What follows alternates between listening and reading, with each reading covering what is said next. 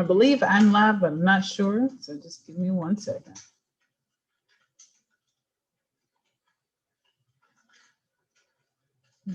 Just 1 second.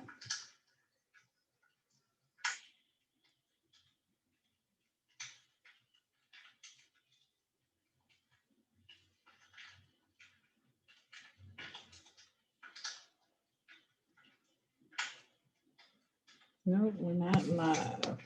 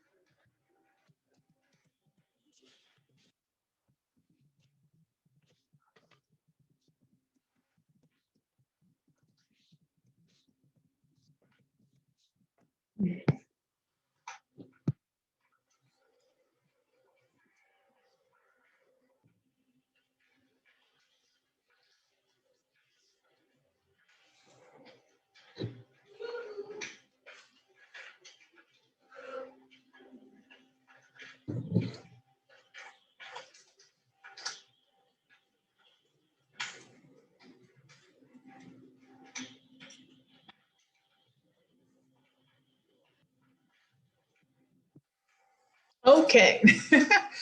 Wow, I do apologize. That was a lot on my end, trust me. I was ready to go very promptly at 4:30 and excuse me, at 4 p.m. and the Zoom portal said no. And the internet was a little spotty there.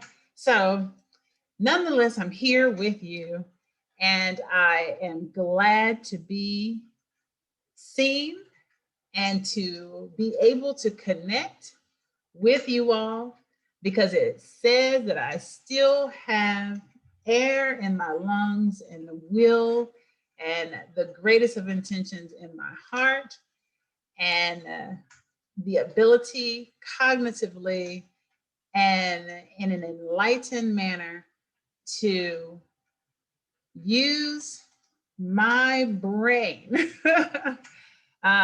to help us figure out how to implement a more perfect union.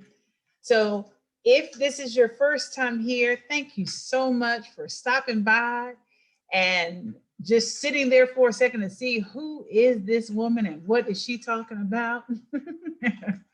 My name is Tigress Sydney Acute McDaniel, and I am a former candidate for office. I would be technically considered a politician, even though I do not particularly care for the term. And this is a live series, 52 weeks, in fact, on a more perfect union. What does that mean? Especially for those of you who are just joining me for the first time. This basically means that we've heard the constitutional stipulation that there is and should be a review of the laws of the land incrementally. Every 10 decades or so, to ensure that the laws of the land match the needs and the consensus of the people. Okay? Well, we know that time has elapsed and more than a decade has elapsed, but the Constitution effectually has remained the same, even as it relates to that three-fifths rule that I discussed in the last live session. And if it were not relevant, because it's not relevant even as it relates to taxation and the delegate designation for each state, that accounting is no longer applicable and hasn't been for many, many years. Then why does it still exist?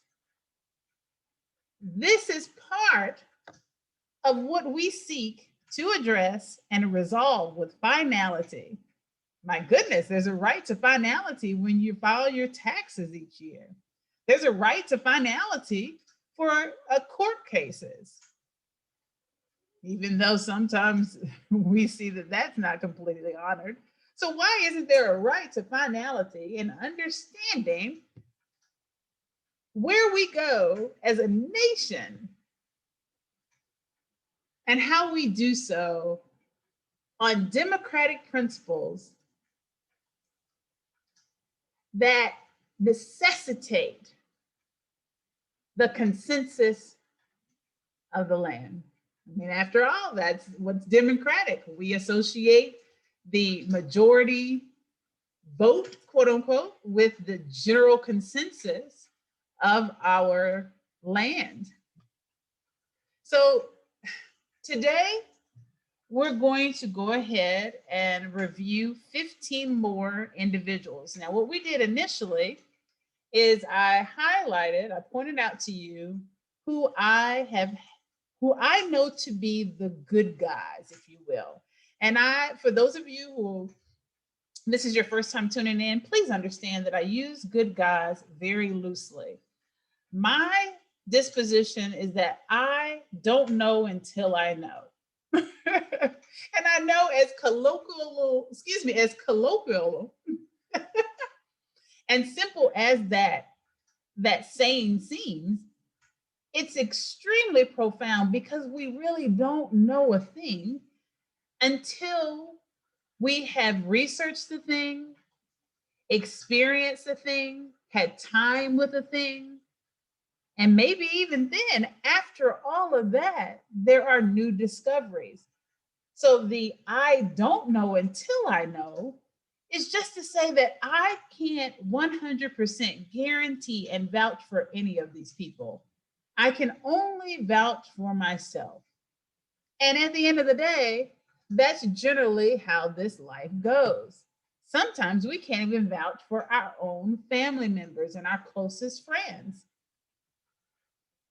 However, I am using the term loosely, good guys, because these are individuals that I have experienced and interacted with in some regard, albeit on the political trail or in the community, and more than likely, it would be in both arenas, to be able to, at the very least, suggest to you and affirm that my experience with them suggests that they are generally good.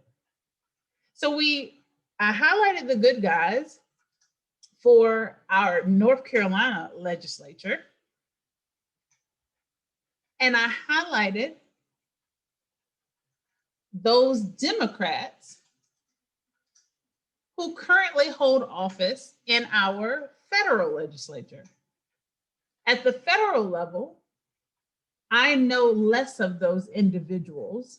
I, of course, know more of the individuals who are generally here on the front lines in Charlotte or in the state where I reside, North Carolina.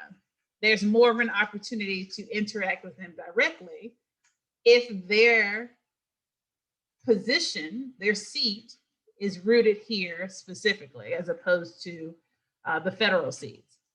So at the federal level, when I say the Democratic officials, we are going to assign them the label of good guys, but only generally so again, because we know that unfortunately, despite the relevance of the history of the Republican Party having at times, and inconsistently so, a benefit and platform that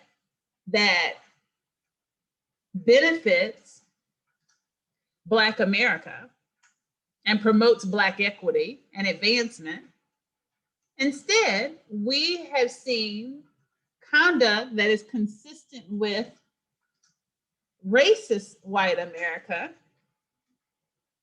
and counterproductive principles from what we in Black America and, in fact, all disenfranchised communities, women, LGBTQ+, Jewish communities, Native American communities, immigrant communities, Latin communities that do have citizenship but find themselves disenfranchised for many reasons. These individuals, we normally, we share a consensus, and it is not consistent with the general platform that we see from the Republican Party, okay? So we've designated them as, okay, remember, we're all at home, so there's no need to pretend. My son is enjoying his Sunday, and I am enjoying this live session with you. So we'll continue on. So I've gone over the good guys for the state.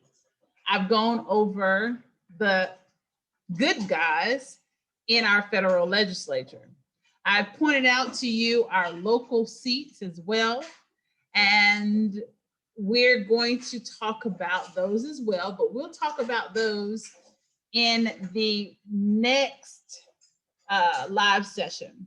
Today, I want to go ahead and start with the 15 each session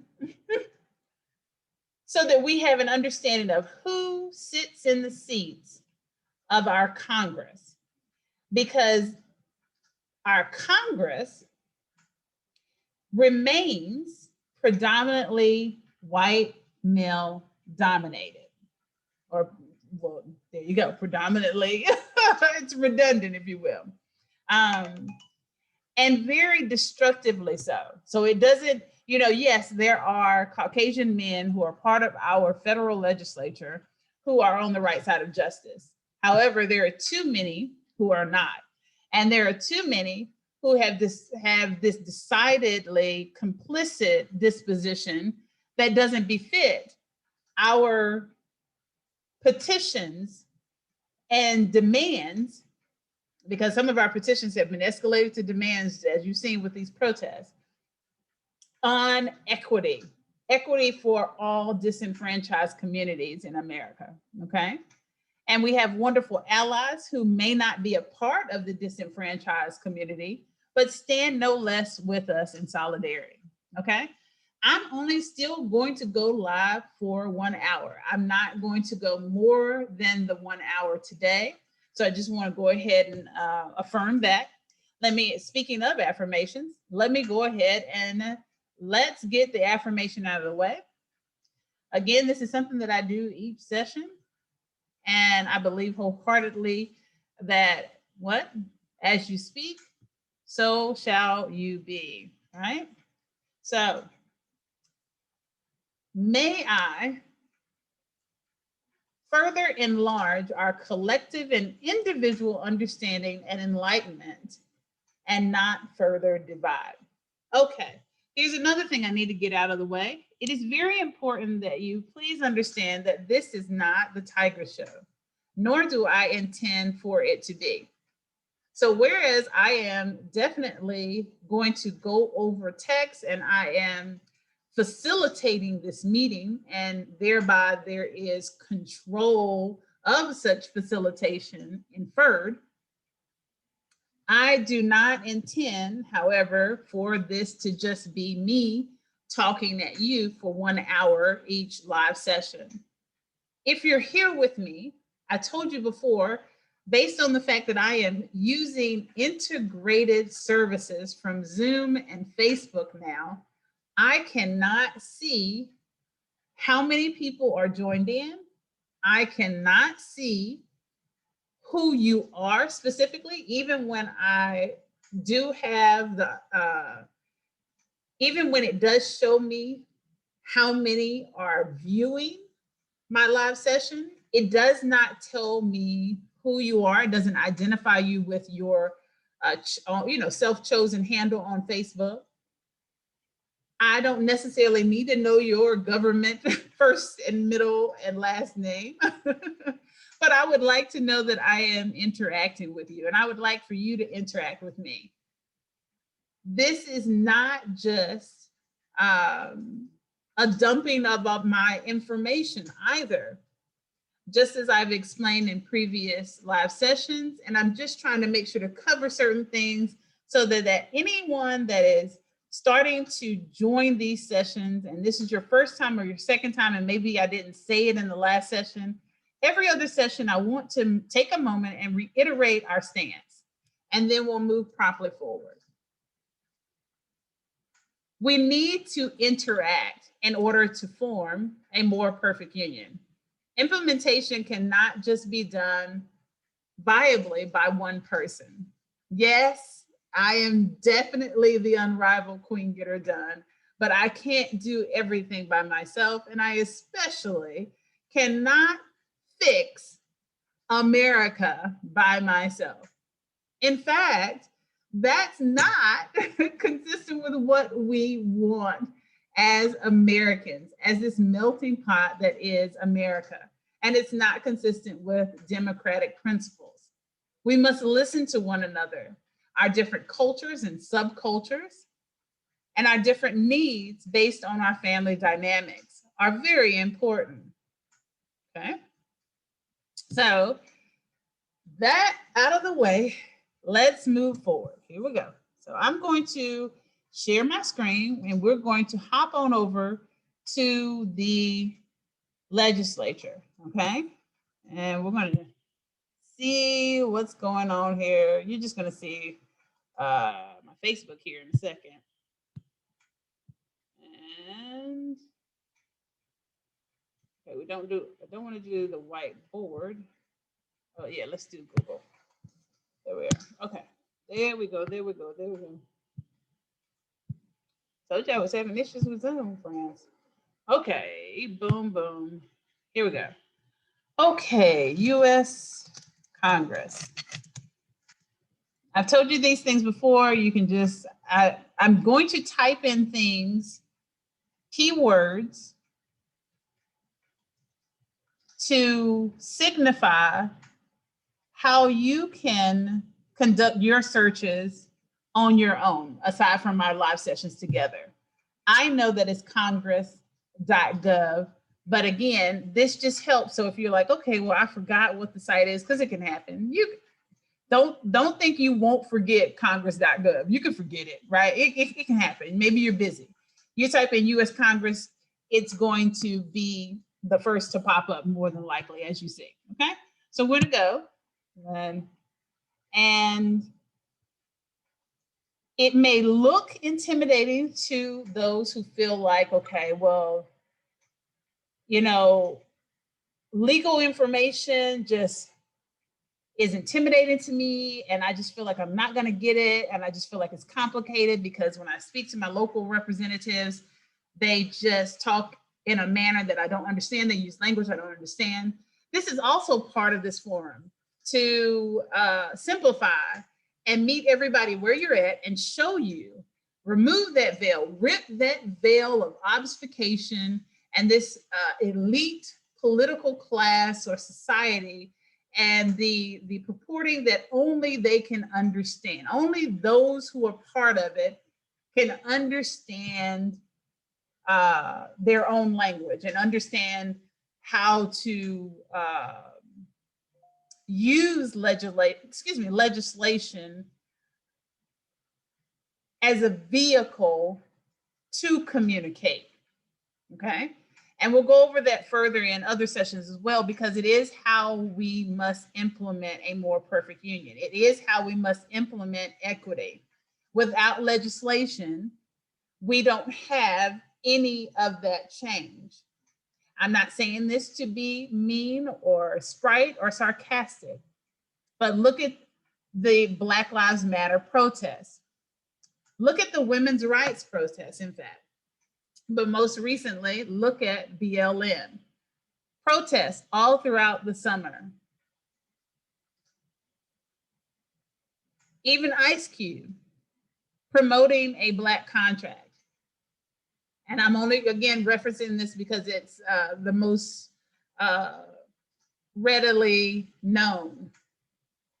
And yet, we don't have legislation that has been enacted on the basis of stronger punitive consequences for police brutality. That could have very easily been drafted in a bill. No such bill has been drafted, even though, let me, I know some of you are going to say, well, there was one bill drafted, and let's go to it. Let me see real quick. Bill, police brutality. Yeah. Okay.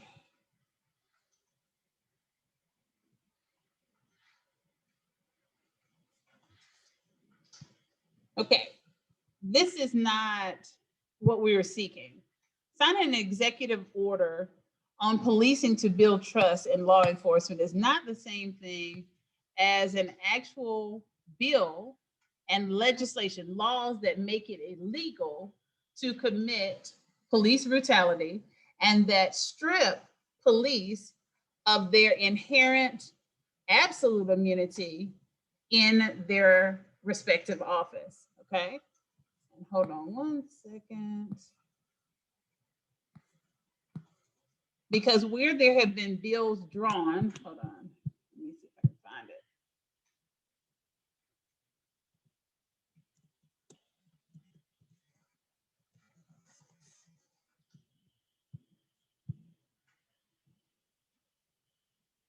All right, here we go.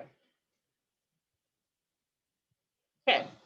And the reason why I decided to take out the other keywords, because I want to get to the legislation.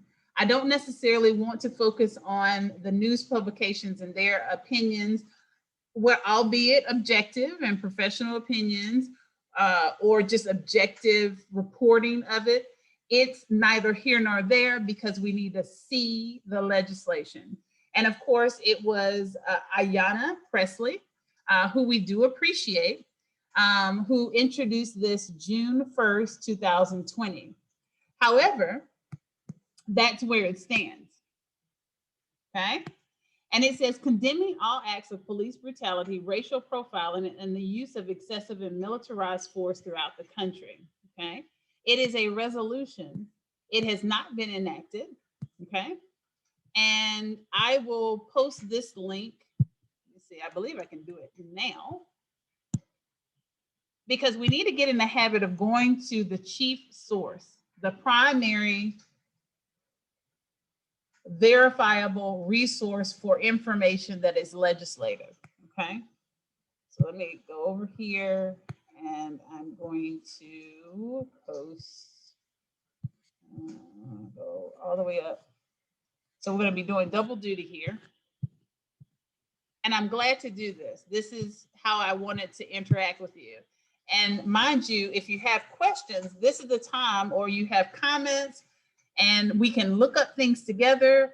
We can vet them together as we devise a plan to submit, because the goal, the ultimate goal, is to draft a actual implementation plan, propose it as a amendment to the Constitution and Bill of Rights, and have it then taken very seriously and considered on the congressional floor during their sessions in incremental divides, or altogether as one bill to amend the Constitution on its face.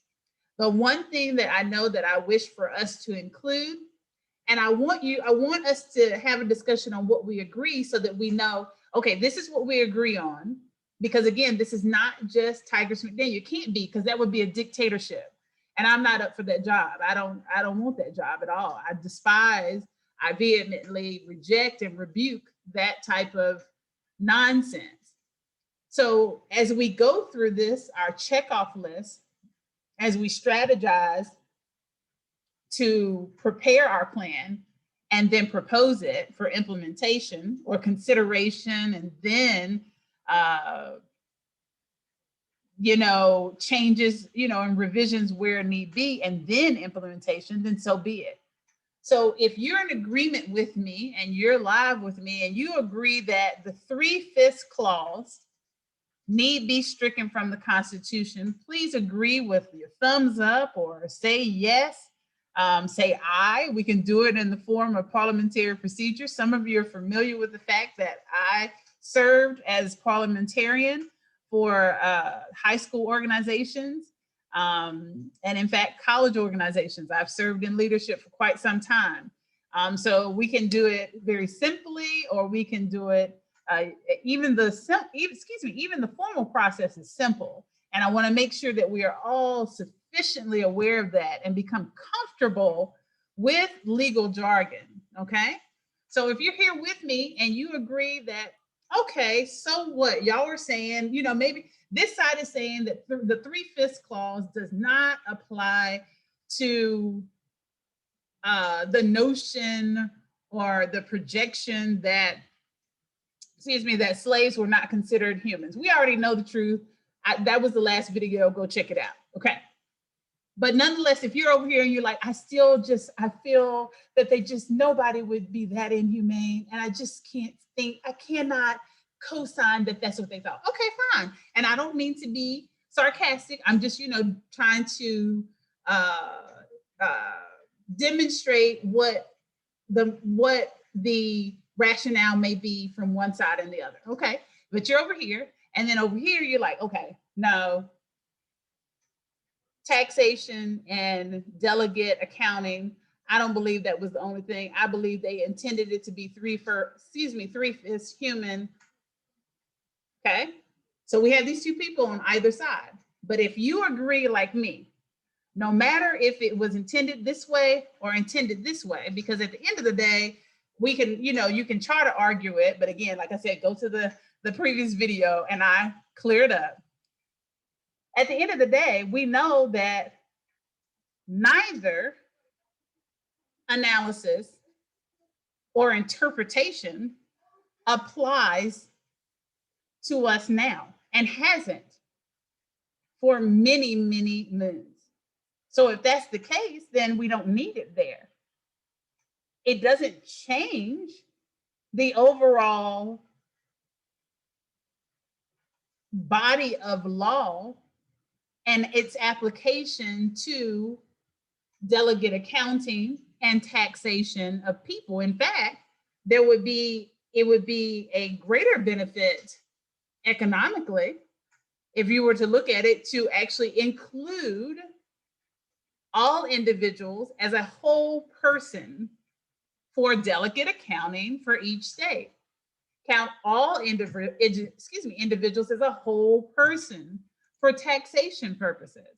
We're literally counted that way. So our constitution language should, or constitutional language should reflect that.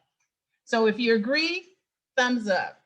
And you can send the thumbs up or send your comments as I continue on, okay? All right, so I have now posted that. That's the bill. Ayana, let me also copy paste this here real quick. Boom, boom, boom, boom, boom, boom, boom. Okay, do it like this. And there's more, and you can PDF it, but I do want to make it very, very convenient for you in a lot of different ways, but I also don't want to make it so convenient that you just rely upon me. I don't plan on going anywhere anytime soon, but what if I do? Then who takes this on? And I hope someone becomes inspired in my efforts to bring us together, because at the end of the day, this really can bring us together as a nation and really, really catapult our momentum into a truly evolved society. And it's never going to be a euphoria. It's never going to be that, but it will be darn close. And we all deserve that. We all deserve that. Okay? All right. So this, now, even in June, this could have been handled, because keep in mind that there will be some people there, because there's always going to be a counter argument. Please, we need to also understand that there's people will always have different perceptions, and it's not that their perception is bad.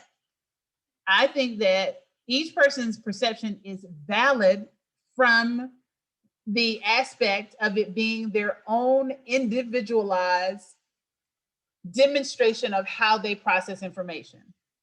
It's valid in that regard. It may not be a truth, but it is valid in that specific aspect. And let me go real quick. There we go. Okay. So during this time, some will argue between June and, because it's January, it'll be February 1 on tomorrow, and I'd like to be the first to wish you all a happy African or Black History Month. We will be doing some amazing things on my other platform, the Above Ground Railroad, so please go and follow me there as well. But during this time, 6 months have elapsed. The attack on the Capitol, people were calling it the attempted coup, right? Because that's what it was, or insurrection, especially after individuals like myself called it what it was. We call a duck a duck. We don't call a duck a cat, okay? All right, so it was a coup, all right? And yes, it wasn't, hold on one second. Well, I gave you that definition. And so right now it's up to the adjudicator to determine whether or not the primary element of a coup or insurrection was met. And that was having the intent to overthrow the government and having undertaken steps in the furtherance of that that would show beyond reasonable doubt an effort to make that happen, okay? To affect that. All right? So I believe that that's the case, but of course I am not one of the legislative officials who will be able to have any decision making in that hearing. And I wish I was already a legislator so that I could be there for the people, but I'm not. So we'll watch that together. But what I'm getting at is here recently, there has been, kind of like, yes, there's been incidents all year, major incidents all year long with our government, but not incidents that would have prevented the hearing of this bill, this resolution, and its ratification. 6 months is more than sufficient to do that. And please don't allow individuals who are legislators currently or their assistants or their staff to suggest to you otherwise. The delay is on the basis of them politicking. Their politicking is on the basis of them trying to befit the needs of their highest paying constituency. Unfortunately, Black America has not ever been in the position with the buying power for our political demands. And they've all been political, whether Black America or other disenfranchised communities have acknowledged them as being completely inseparable from legislation. And this is what we have to come to terms with, all right? So we gotta get here. So this should have already been done. And that was the point I was making when I began this thought. Black Lives Matter has protested. We've been protesting for years, even before the emergence of BLM and its seemingly larger scale protest, if you will, that inspired world protests. And I believe it inspired world protest because now everything is publicly viewable on the internet. And you have more individuals who can just go live and show something in real time. And like we all see, and I'm not the first person to make that observation. I'm just sharing this, what we know. And yet, we have a bill finally. This bill should have been introduced, and this is no diss to Representative Ayanna Pressley.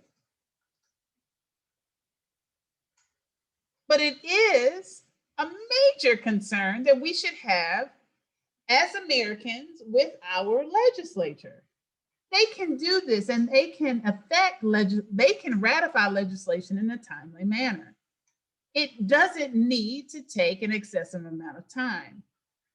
Yes, I understand that prior to the election, we had the issue with having the majority as Democrats and actually being able to have productive sessions. I fully understand that. But what I'm going to reiterate and continue to reiterate is that this would be 10 times easier if those of you who are willing and able to run for office acknowledge yourselves, number one. We need to come together when we run for office, number two. We can't be in silos in our own respective corners trying to fight the good fight on our own. But it has become a truism because many of our groups and subgroups have lost trust in our own ethnic groups and subgroups with which we identify, and even our group as a whole as Americans. We have distrust amongst gender. And these are validly expressed because men, good men, or rather bad, so we're just, remember, just generally speaking, because I don't want to call anyone evil, because I believe people have the capacity to grow from their deficiencies and shortcomings, okay? All right, and that's redundant too. They mean the same, but we're just making sure that everybody's following along. So bad guys, literal gender,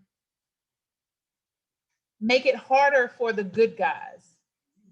We know that. Bad apples make it harder for the bunch. We know that. We know that colloquialism. Same thing for women. Women who are completely okay with being objectified and out there promoting that it is their right to be, it's my right to be objectified and love it. And it's always the case until somebody gets hurt. Then all of a sudden people say, well, I need protection, I need protection in my mess. And it's hard to have it the same way, because even though it may not be right for someone to take advantage of another's willingness to compromise their values, and I know that some of you will deem that as me saying that they're lesser because I'm saying compromise, even where individuals will say, okay, well, I feel like I should be able to, promote abortion, or be over here and say that I am pro a woman's body. And you have these two arguments. And so you have women over here who are pro abortion and pro women's rights and rights to their own decisions for their bodies. And then you have women over here who are anti-abortion, and vehemently so. And so generally when we walk through life, what I'm trying to express here is, as we walk through life, we don't have a listing of our designation and affiliation. Like, so we don't see a D on people's heads for Democrats. We don't see a R on people's heads for Republican. Even where you are a Democrat, there are anti-abortion Democrats. There are pro-abortion Democrats.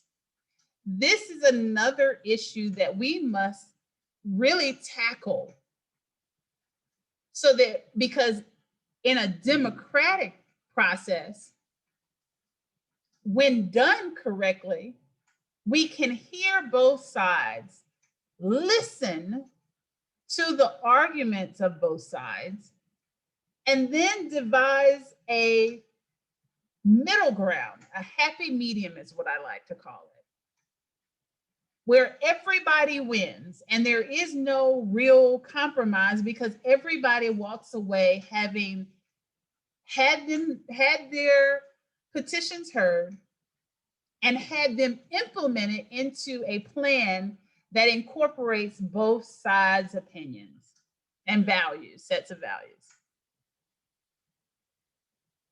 So this is what I'm referring to here. They can effect this very quickly. And if you run for office,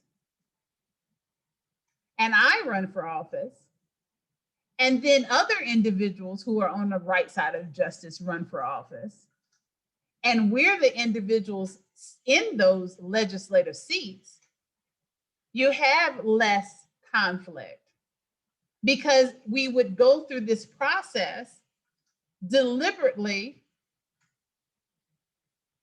to bring people and elect people into the seats that can affect decision making in a very objective and productive manner. So it is unfortunate that Representative Presley's bill continues to sit, her resolution. It's unfortunate. And as you see, it was referred to the House Committee on the rewind, on the Judiciary. Let's see how many actions have been taken. Referred and introduced in the House. And we see absolutely no other action has taken place. I wish you all were here with me so that I could like maybe pull up another one. But this is a good example of how we can research these matters and then know specifically how best to articulate our escalated or our escalations on our petitions that, and expressly why this needs to be done. So instead of just going to a legislator and saying, well, the bill against police brutality has not been ratified. We want it ratified. And then they email back to you, which is the best dismissive answer they can give you. Well, oh, no. It's on the House floor. Well, not on the floor, excuse me. It's been introduced, because I believe, and you all correct me where I'm wrong, when it's on the House floor, it's really in a open session, active session, and there will be some headway. You will make headway on it. There will be some progression. This is stifled. It's January 31st, 2021. This is stifled. So you can say, well, no, well, you can respond back in an articulated manner. The record actually shows that it was referred to the House Committee on the Judiciary on June 1st after being introduced in the House. But I see nothing else. And 6 months have expired. This is intolerable. Okay, so let's see what we see here. Actions except for amendments. Of course, that's, that just gives you the option. I chose all actions. We have the text, we have the summary. Let's go to summary. All right. This resolution condemns acts of brutality, racial profiling, and the use of excessive force by law enforcement officers.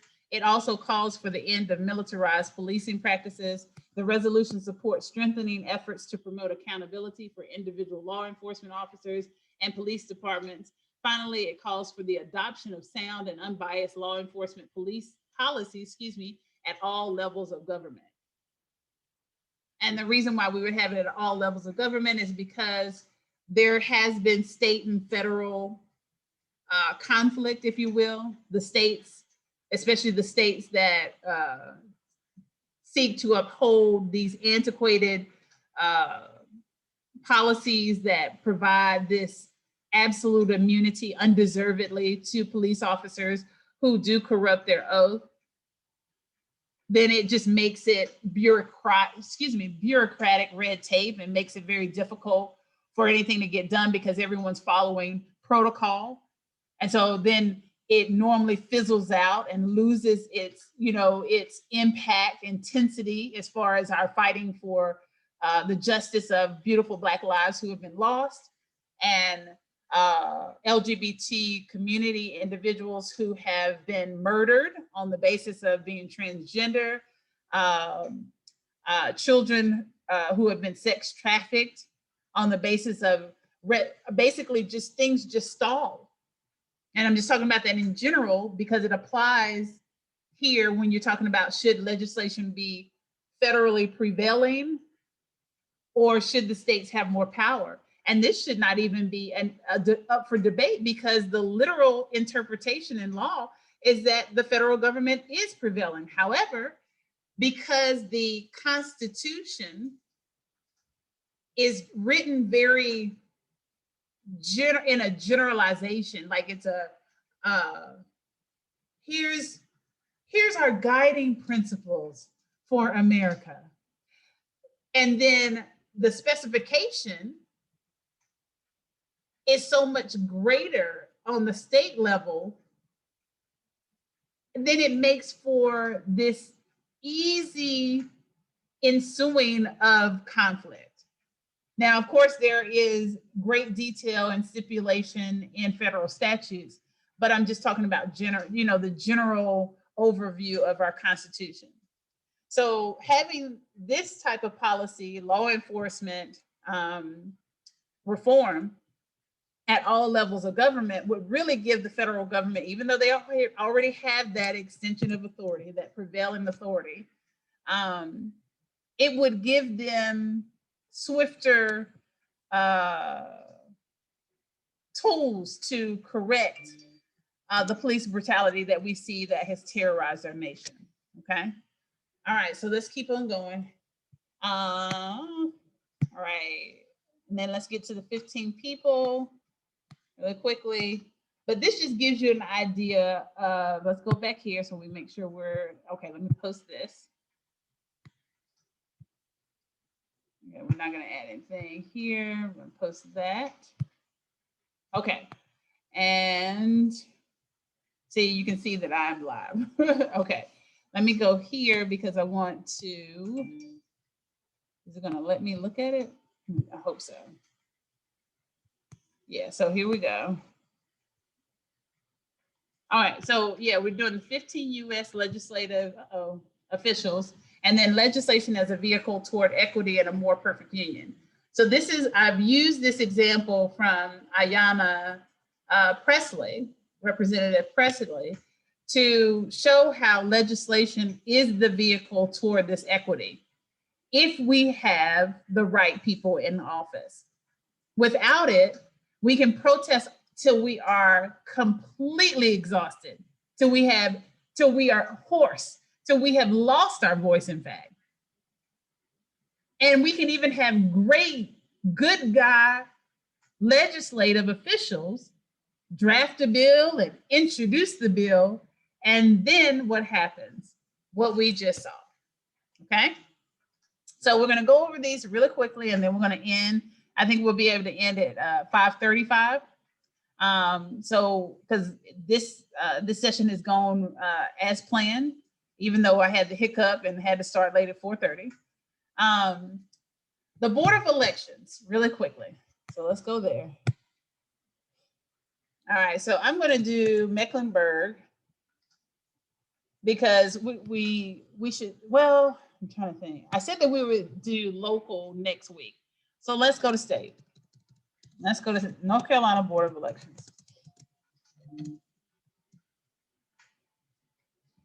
When you're not with me, I'm hoping to inspire you to go and just visit these sites and browse the information that they publish. I think you would be pleasantly surprised. I really do. I was pleasantly surprised, even despite all the corruption that I have seen amongst the people. You know, like when I say people, maybe the candidates, some of the incumbents, you know, who thrive on corruption. The State Board of Elections and the County Board of Elections, for the most part, conducts themselves very professionally and very objectively. It's just the truth. And they're very willing to provide you information and very willing to almost kind of effectually train you to run for office. If you're intimidating, you're thinking you're going to go down there and they're going to be condescending towards you. Yes, unfortunately, there's always the bad apple we talk about. There's always one. But generally speaking, I've dealt with maybe one bad apple at, maybe at the Mecklenburg County Board of Elections. And for the most part, it was resolved after I initiated a conversation on the same. Same thing with Guilford County. I know it seems very shocking, but I'm telling you, I've even had them really reach out to me, make sure that I was aware of the reports that were coming up. Very helpful with the training course that you must take as a candidate for your campaign finance committee and treasurer, regulations and expectations and all that jazz. Making sure that you're familiar with even the statute. And they're not going to read through the statute with you and sit there and completely hold your hand, but they don't withhold information. I've not seen that yet. They're very, very foretelling. So I want you to feel comfortable about starting to really conceptualize yourselves as our own leaders. Why can't we govern ourselves? We the people.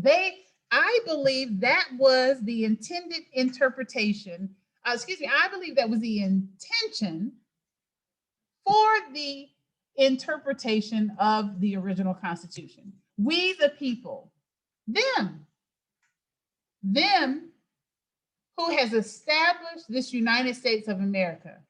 We should be able to govern ourselves. It should be us, regular people, not a political class of corrupt individuals, corrupt incumbents that should do it. And seek their own agendas, have their own personal interests ahead of their oath for office. You've heard these oaths. We don't take them very seriously too often. When we watch the inauguration, they're very clear. You are not to promote your own personal interests before that of your oath to the nation in your respective seats. But they do it. So here we have campaign finance. You can look this up. It shows you everything. And in fact, let me go and let me show you. Let's go here. Candidates, campaign finance, reporting schedules, candidate committees, treasurer training, like I was telling you about. You got to move kind of quickly because again, I want you to go back. It's not intended for me to just, you're not birds in my nest, and I'm not just feeding you worms and you're just blindly and just kind of, this is not an automated system and you just like, okay, feed me the information. I want to inspire us to do this together. This is a together thing, not a Tigress thing. Okay. It gives you all the steps. There are printouts. There are videos. In fact, let me see if I can find a video. We're not going to show the video. We'll have more sessions on this specifically, but I just wanted to kind of touch upon this so that you know all the things that we need to go over so that we can devise this very comprehensive strategic implementation plan for a more perfect union. It's overdue, long overdue. All right. So we'll do that in the next, let me see if I can find one. Actually, you know what? You can't get into it because it is account based. So there's no, please do not be intimidated when I say it's account based. It's just for the security of it. The record of knowing that you have taken it, that you have complied. Just that whole process. And it's not it is set up almost like a test, just like a training system would be, but you're not going to be graded on it. It's not like if you don't make 70% out of 100%, then you are ineligible to run for office. It's not like that. You'll understand further as I am able to show you some of my documentation from previous training courses. Some have been virtual and some I had to physically attend when I started in 2013 and I attended in Winston. Okay, so let's see. And that's also a wonderful experience because you get to meet other new people who are coming into the arena and get inspired. And I've built really great relationships with individuals. Yes, I repeat, yes, there are the bad people, but there's so many awesome people on the campaign trail and in our political arena and in our seats in government. Those are the individuals we need to highlight. We only need to highlight the bad guys so that we know they're there and we run against them and we assume their seats and just kindly put them into retirement or send them on to their whatever their personal aspirations may be. Okay, so you see all these things. You can I'll show you also really quickly, and then we'll go to the 15 and then we'll close this out.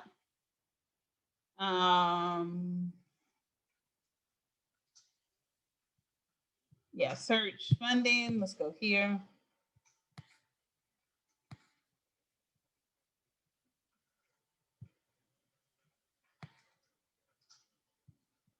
All right.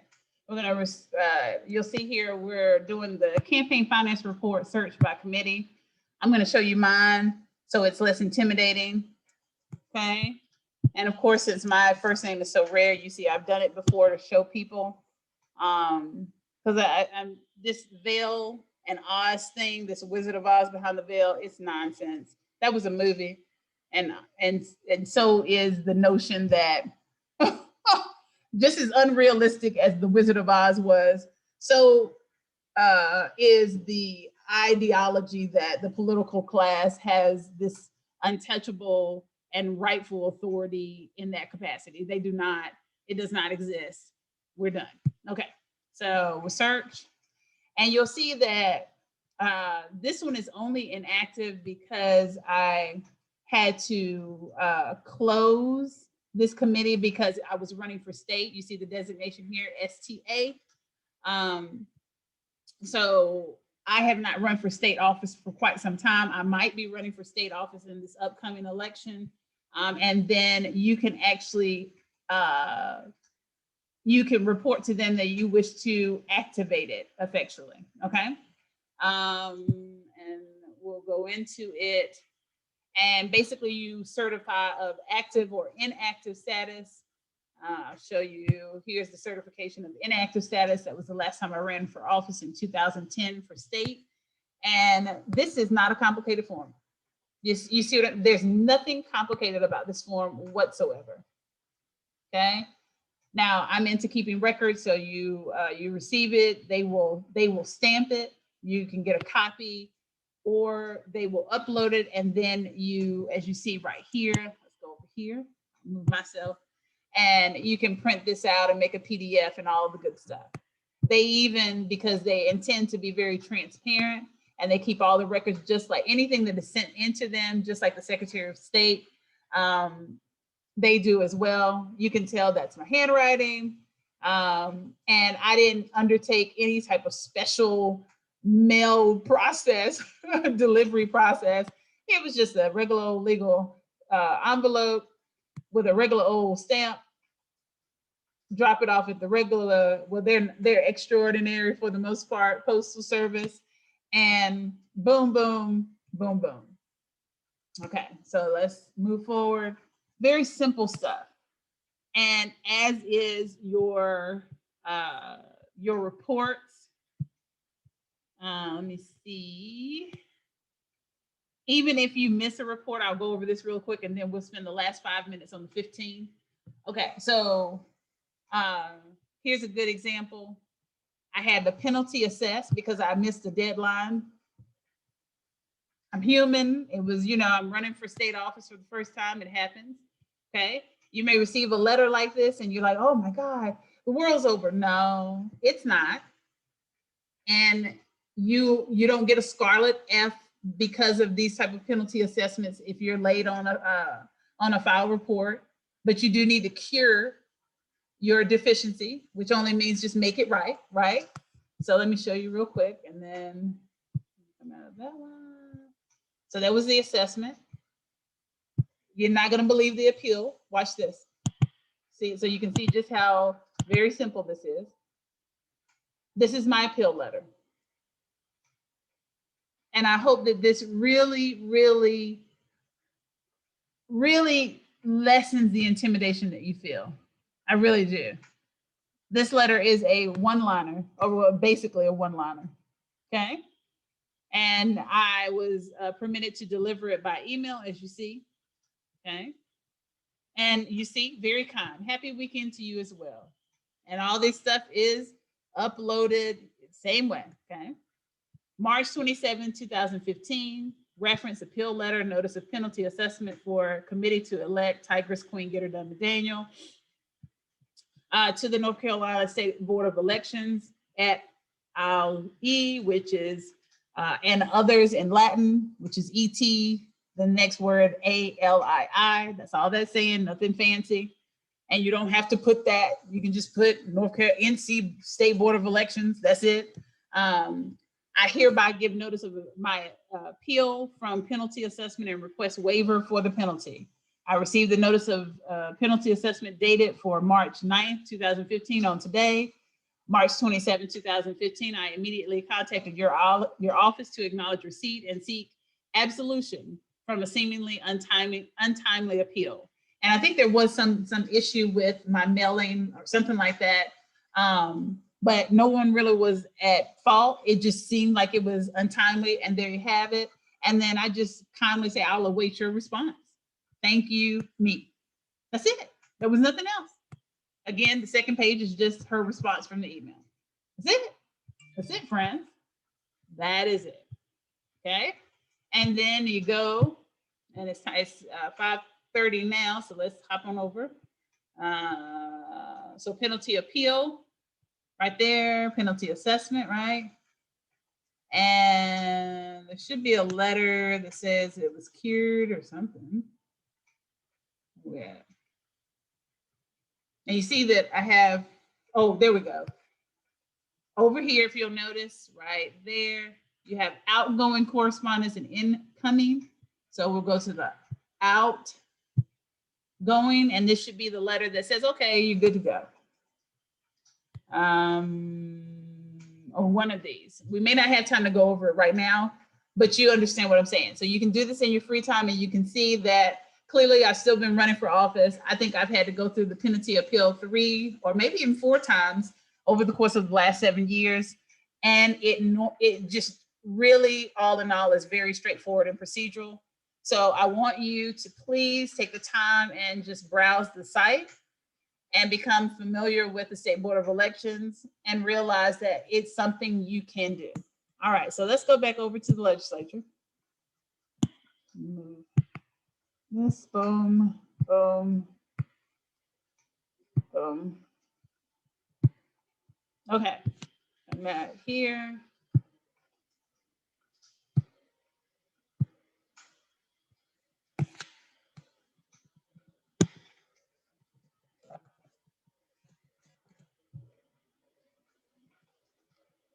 I absolutely love all this stuff. I know some people just it's not their thing, but it's just exciting to me. And I hope that you just open your outlook to reimagining a government that's truly run by everyday people that are not detached from reality, not detached from our everyday hurdles and circumstances, that really inseparably serve as a basis for true positive and productive decision making through our legislature. Because if they're making decisions only on the basis of their rich constituents or people willing to vote for them if they get what they want, for their own personal agendas, as you see, and as has, it has been the case, the real issues of people never get addressed. All right, so members, all right, representatives, I think that's what we did last time, and we went through North Carolina. Okay, so Alabama. All right, Alabama. And some of you were like, oh, how are we going to do the 15 people and all that kind of stuff? We're going to go over them again. And how in the world can we do it in 3 minutes? Because what we're doing is we're pointing out, because generally we know we are working with the people on the right side of justice. And I need someone from each state to volunteer to be a part of this effort. I need someone from Alabama, Alaska, American Samoa, and on and on and on, so that you all can help us figure out who is who. We're going to have to go into this further detail. You're going to know more, hopefully, than I. The expectation is that you'll have a better understanding about these individuals, because it's going to be more likely that you grew up around them. Because it's more likely for people to run for office in the state of their original residence, as opposed to moving somewhere and then running for office. So like in my case, yes, I began running for office in Greensboro because that's where I'm from. That was most familiar for me. And I wanted to be in that. I wanted to serve the people I grew up around. I wanted to serve us. I wanted to serve my elders that, I knew. I wanted to serve my communities, my local communities that I was most familiar with. And I moved because of my academic aspirations and the needs for our health needs. They have, Levine's Children's Hospital is impeccable. And that was a difficult decision because I was a new single mom for the most part and kind of navigating our new life.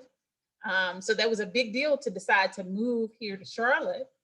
But I did, and I knew that wherever I was going to be, wherever home was going to be, I was going to run for office. So home still was state of North Carolina.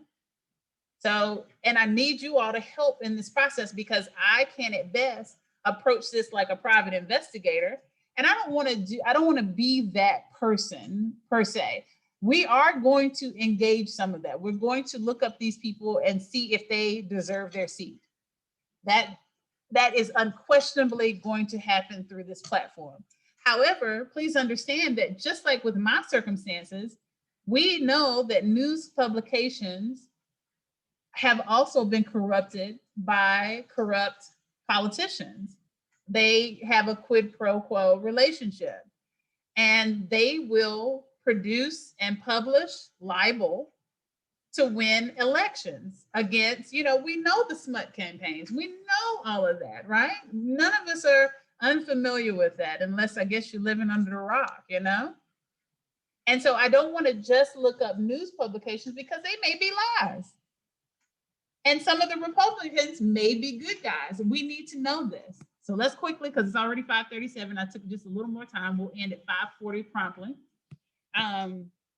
So right now, out of this first 15, we're going to point out the Democrats, only because we have remember this general assumption that most Democrats are on the right side of justice, okay? So Alabama seems to be hurting in that regard because we see only one, and that's out of the first 7 representatives that we see, okay? Alaska, Republican. That's it, okay? So that makes 8. American Samoa, Republican, 9. Then we go to Arizona, and it looks like Arizona, let's make sure, 1, 2, 3, 4, 5. 5 Democrats and 1, 2, 3, 4 Republicans. So it looks like the Democratic Party is the majority in Arizona. I actually didn't know that. I'm not going to lie to you. I thought it would be a Republican majority based on the policies that we see coming out of that region. All right. And that pretty much covers it, guys and ladies and those who identify otherwise. And actually, we were able to get beyond 9. So I guess we can do, beyond 15. I guess we can do 3 states. That's really going to allow us to really go through at least this first kind of good guy and understanding where each state stands delegate wise as far as, partisan representation and majority for each state. So we can move through this rather quickly. There's 3 states that we've already covered here, and that was 18, 19, 20 officials. So we were able to get 20 instead of 15. So you see the point that I'm making here. It looks like already just on the partisan side of it that we're not completely on the right side of justice where we need to be. Now, if you have information that you can share about these Republicans who are serving in these states and let us know if they're on the right side of justice, please chime in. And now that we're all done for today, I want to thank you for those of you who see this video and in that time frame that you see it. I'm speaking to you directly for taking the time to stop and check out the video, and I hope that you will return. And for those of you who have been rocking with me and I can't see you and you're just like, I'm just going to watch, I'm going to listen, and maybe I'll chime in later for whatever your own reasons are. I just want to tell you how much I appreciate you. I see that you all are watching my videos. I have the insights. It shows me. Let me show you. I can show you that really quickly. Let's go there. And then we'll hop on off of here. Like, go.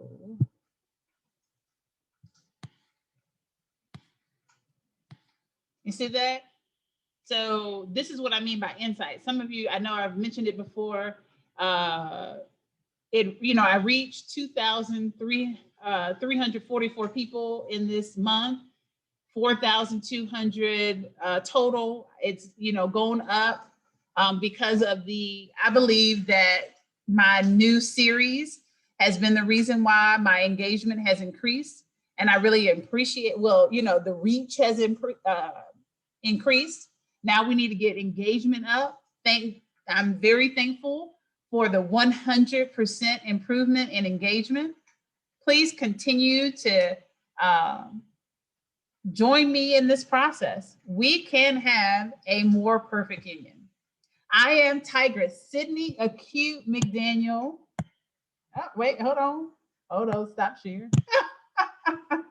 I am Tigress Sydney Acute McDaniel, and this has been another session of Evolve Weekly.